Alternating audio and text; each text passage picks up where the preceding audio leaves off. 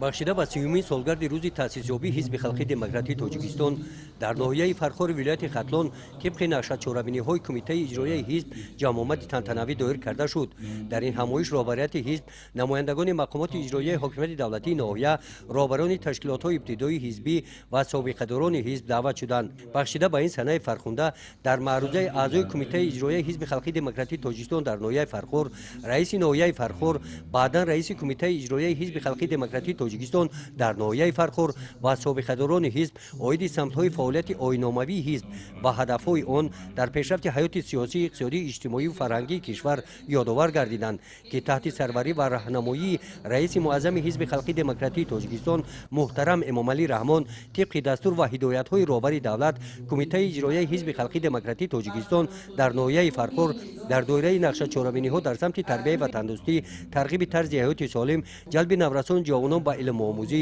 иштироки онҳо дар озмунҳои ҷумҳуриявӣ, фуруғи субҳи доноии китоб аст. Тоҷикистон ватани азизи ман, тоҷикон оинаи таърихи миллат, илм, фуруғи маърифат, корҳои назаррасро ба анҷом расониданд.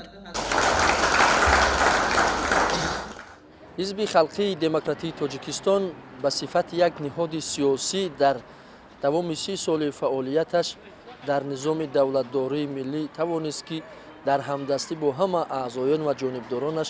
нақши муассире дар давлатдории миллӣ гузошта бошад ва пеш аз ҳама дар таҳкими пояҳои худшиносиву худогоҳӣ, таҳкими идеологияи миллӣ, тарбияи худшиносиву ватанпарастии ҷавонон ва дар мустаҳкам намудани иқтидори иқтисодии кишвар тавонист ки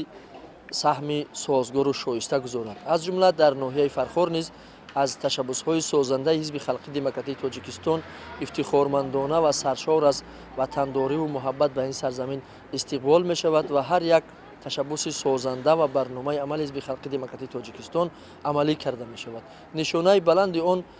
оромию субот, якпорчагӣ, ҳамдилии мардум ва пеш аз ҳама дастгирӣ аз сиёсати созандаву бунёдкорона ва мардумсолори раиси муаззами ҳизби халқии тоҷикистон,